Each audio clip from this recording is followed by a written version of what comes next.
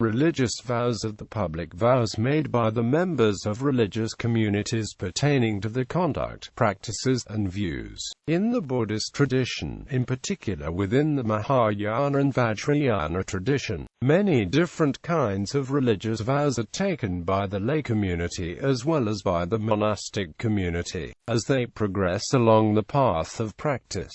In the monastic tradition of all schools of Buddhism, the Vinaya expounds the vows of the fully ordained nuns and monks. In the Christian tradition, such public vows are made by the religious life, cenobitic and eremitic, of the Roman Catholic, Anglican, and Eastern Orthodox Churches, whereby they confirm the public profession of the Evangelical Counsels of poverty, chastity, and obedience, a Benedictine equivalent. They are regarded as the individual's free response to a call by God to follow Jesus Christ more closely under the action of the Holy Spirit in a particular form of religious living. A person who lives a religious life according to vows they have made is called a votary or a votarist. The religious vow, being a public vow, is binding in church law. One of its effects is that the person making it ceases to be free to marry. In the Roman Catholic Church, by making a religious vow one does not become a member of the hierarchy but becomes a member of a unique state of life which is neither clerical nor lay, the consecrated state. Nevertheless, many male members of the consecrated life are members of the hierarchy, because they are in holy orders. The members of some Roman Catholic communities make recognized private vows, which must not be confused with private vows but are similar to public vows in church law. In the Western Church, since the 6th century, monks and nuns following the rule of Saint Benedict have been making the so-called Benedictine vow the public profession of obedience, stability, and conversion of manners. During the 12th and 13th centuries, mendicant orders emerged, such as the Franciscans and Dominicans,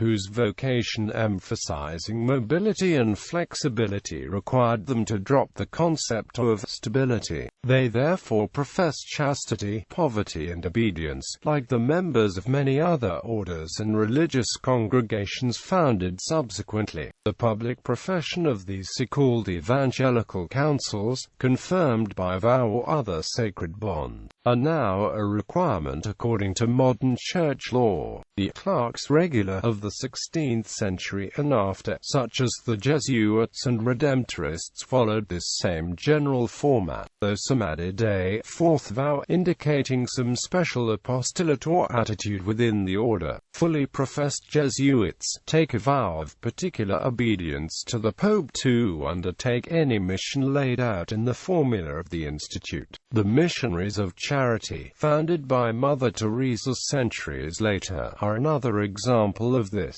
in that her sisters take a fourth vow of special service to the poorest of the poor. In the Roman Catholic Church today, the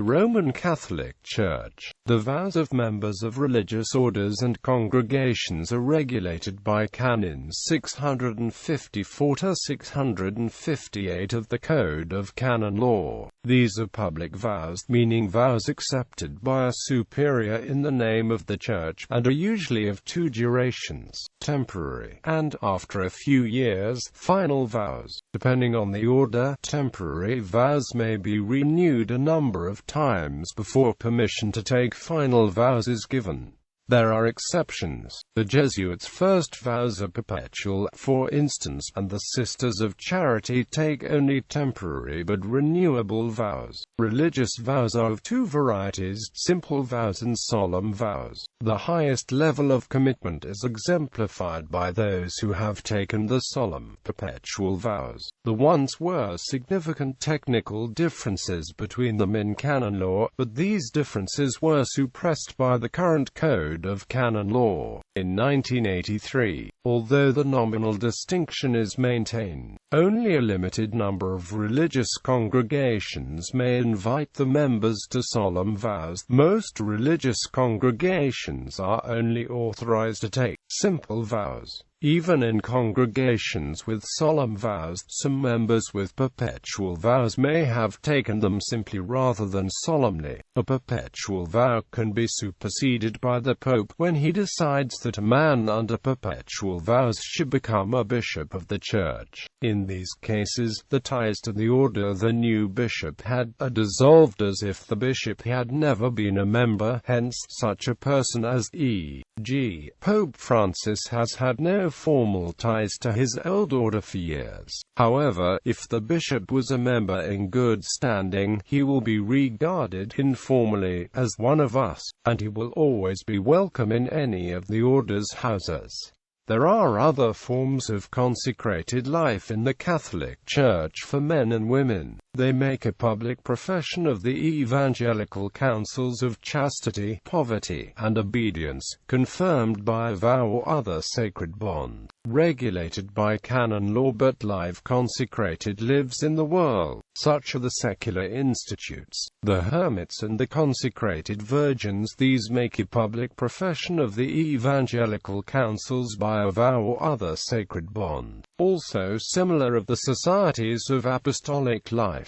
In the Eastern Orthodox Church, although the taking of vows was not a part of the earliest monastic foundations, vows did come to be accepted as a normal part of the tonsure service in the Christian East. Previously, one would simply find a spiritual father and live under his direction. Once one put on the monastic habit, it was understood that one had made a lifetime commitment to God and would remain steadfast in it to the end. Over time, however, the formal tonsure and taking of vows was adopted to impress upon the monastic the seriousness of the commitment to the ascetic life he or she was adopting. The vows taken by Orthodox monks are chastity, poverty, obedience, and stability. The vows are administered by the abbot or hireling monk who performs the service. Following a period of instruction and testing as a novice, a monk or nun may be tonsured with the permission of the candidate's spiritual father. There are 3 degrees of monasticism in the Orthodox Church: the rasa 4, and the schema monk. The one administering the tonsure must be an ordained priest, and must be a monk of at least the rank he is tonsuring the candidate into. However, a bishop may tonsure a monk or nun into any degree regardless of his own monastic rank.